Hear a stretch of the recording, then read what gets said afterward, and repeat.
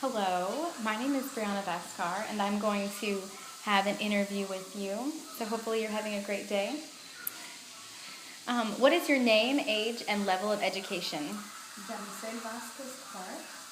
I'm 35 and I have a bachelor's degree. Where were you born? In, And where do you live now?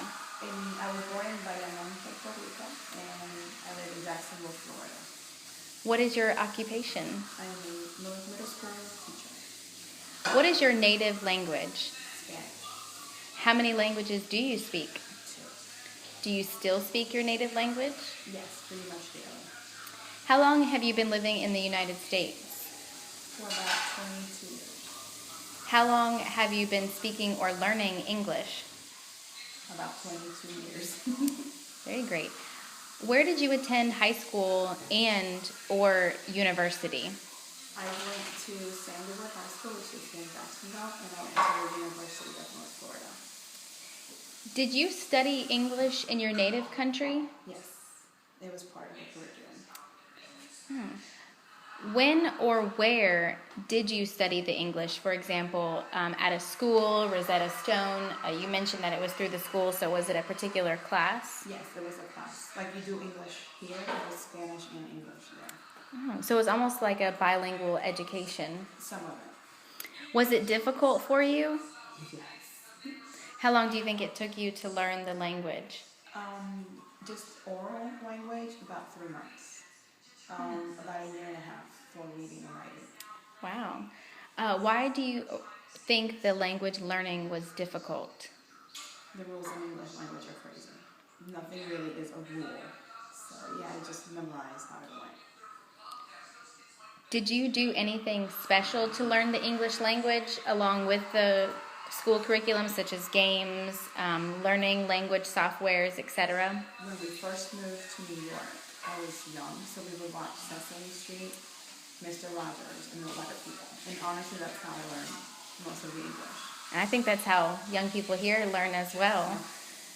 Would you do anything differently in relation to your language learning now that you're older and more expertise? No, I liked it because there was no particular ESOL class when I started school in New York.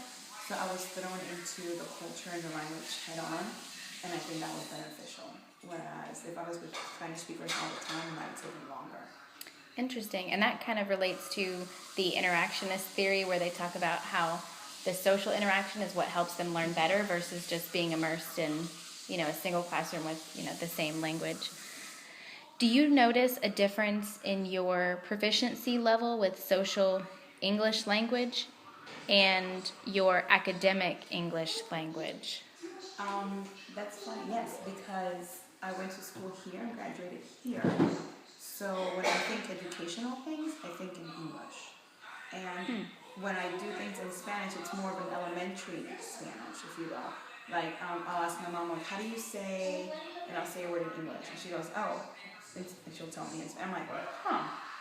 And it's because my language is still like a 4th grade level of education in Spanish. If I was to read a document in Spanish at my college level, I would have no idea what most of the words would be. Interesting.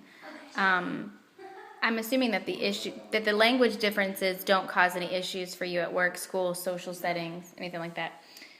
Do you think it would if you went back home and talked to people? When we go to visit, we are called the cousins from out there, allá afuera, because it's like another world. We don't fit because we're American. We're not considered Puerto Rican or Puerto Rico. We're American. We've been here long enough that you're the Americans from out there. Where in here you're Puerto Rican. So it's like, where do you fit? So yeah, it's when we visit socially over there, it's like, oh, I know you're slang and I have no idea what they're saying. I'm like, what is that? And I feel out of it. Like, I don't know what they're talking about. That's interesting. I Even guess as an adult, Yeah. Just the social context is interesting. So why did you come to the United States? My parents wanted a better opportunity for us, and it was better here, job-wise, for them too. And why New York? Just because that was We had family there already, so it was a stepping stone for us. Very cool. Did you have any issues when you first came to the United States or maybe first began learning English? And what were the issues if you did? What I remember is not knowing what anyone was saying. And my father was raised in New York, so he knew English, and he would speak to us in English at the house.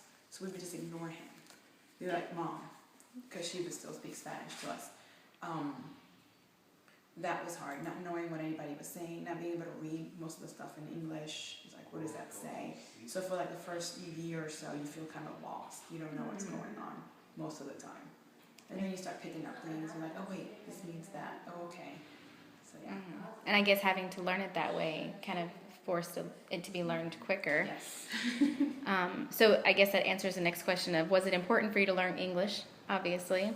How has it helped or hindered you? Which I think we've kind of talked about that a little bit, how it's helped you, socially without it. And actually academically too, because if I didn't know what a word meant, since Spanish is based out of Latin, I could look at the root and be able to figure out what the English word was. I remember the first solar, looking at solar, and like, what the heck is solar? Wait, it has the word sun in it, that's the sun.